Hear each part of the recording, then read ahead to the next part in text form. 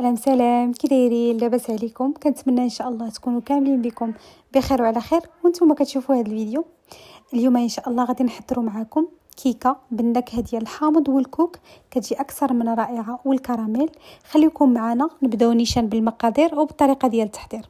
ففي واحد البول كنديروا كيف ما غادي تشوفوا معنا 3 ديال البيضات، من الاحسن يكونوا بدرجه حراره المطبخ. غادي نديروهم كيف ما هو موضح قدامكم، وغادي نبداو كنضيفو في بقيه المكونات. فبالنسبه لنا حنا غادي نستعملوا كاس لارب ديال السكر سنيده، تقدروا تنقصوا الحلاوه ولا تقدروا تزيدوا، الاختيار كيبقى ديالكم. وقبيصه ديال الملحه، ساشي ديال السكر بنكهه الفاني، اولا تقدروا ديروا اي نكهه متوفره عندكم تقدروا ديروها، وتقدروا ديروا حتى يعني تحكوا الحامض داك القشور ديالو، راه كيجيو زوينين في الكيكات. هنايا كيف ما كتشوفوا كنخلطوا المكونات مزيان مع بعضياتهم حتى كيذوب لينا داك السكر. عاد كنضيفوا نص كاس ديال زيت المائده، وكنستمروا في خفق المكونات. هنا غنديروا كاس ديال الحليب عادي، الحليب ما سخون ما دافي ما حتى شي حاجه، حليب عادي كنضيفوه حتى هو على هاد البيض هذا، وكنستمروا في خفق المكونات مزيان مع بعضياتهم.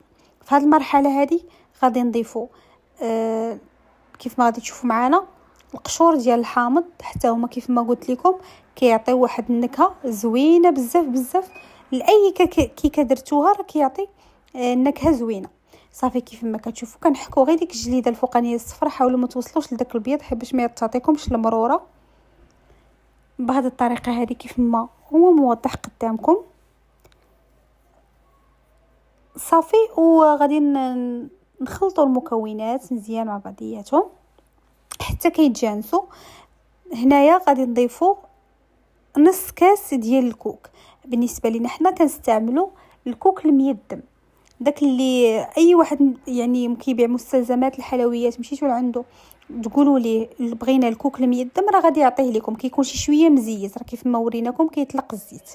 هنايا ضفنا الكاس الاول ديال الدقيق الفورص، وغادي نخلطوا. غادي نضيفوا الكاس الثاني من دقيق الفورص، يعني نتوما كتضيفوا الدقيق كيف ما العاده وانتوما كتشوفوا، يعني عينكم ميزانكم.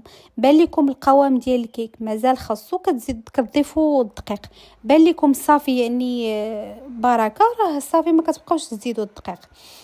في هذه المرحله هذه حنايا كيف ما غادي تشوفوا معنا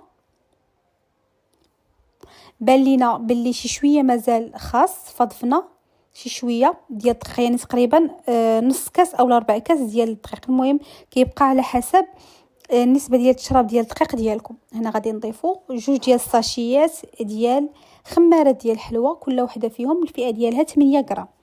وغادي نستمروا في خفق المكونات مزيان مع بعضياتهم.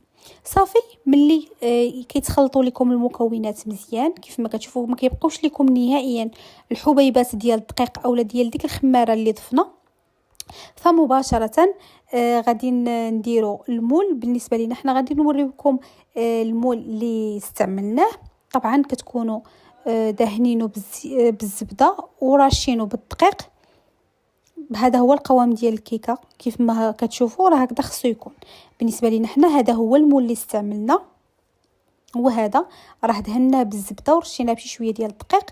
صافي كنكبوا الخليط ديالنا فيه وكندخلوه للفران حتى كيطيب. كنشعلوا عليه من التحت، ملي كيطيب كنشعلوا عليه من الفوق باش كياخذ داك اللون الذهبي. صافي كتخرجوه. طبعا الفران كيف ما العاده راه ضروري خصو يكون مسخنينه ديجا من قبل، من الاحسن باش الكيكه ديالكم ما تهبطش. بالعكس كيكون الفران سخون فهي كتلقى داك الفران دافي شويه ولا سخون صافي وكتبدا طالعه. هنايا كيف ما كتشوفوا كنضيفوا رشه ديال خفيفه ديال الكوك، كيعطي واحد القرمشه زوينه لهاد الكيكه هذه، وواحد اللذه غزاله. غير جربوه بهذه الطريقه هذه غادي تنال اعجابكم ان شاء الله. صافي كنديروا هكذا كيف ما كتشوفوا على الوجه ديال الكيكه. صافي وكندخلوها للفران كيف ما قلت لكم، وصافي كنخرجوها من الفران كيف ما هو موضح. غادي نوريكم راه كتجي واحد الكيكه اللي خفيفه وزوينه بزاف. ها انتم كيف ما كتشوفوا هنايا غادي نقلبوها غير باش تولي على الوجه ديالها صافي. وغادي نزينوها بشي شويه ديال الصوص كراميل. تقدروا ديروا صوص شوكولا اولا تقدروا تخليوها بلا صوص بلا حتى شي حاجه، راه كتجي غزاله وزوينه بزاف بزاف. غير جربوها على حسابي وصافي. هذه كانت الوصفه ديالنا ديال اليوم، كنتمنى تنال اعجابكم. قبل ما نقول لكم اي حاجه كنبغي نشكركم بزاف بزاف على التفاعل ديالكم وعلى لي كومونتير الزوينين ديالكم. شكرا لكم بزاف بزاف. وكيف ما العاده ما تنساوش تشتركوا في القناه الا باقي ما اشتركتوش، وتضغطوا على زر الجرس وخليوا لينا لايك ديالكم ولي كومونتير زوينين ديالكم اللي بحالكم. وبالصحه والراحه نتلاقاو في فيديو جديد وفي وصفات جديده.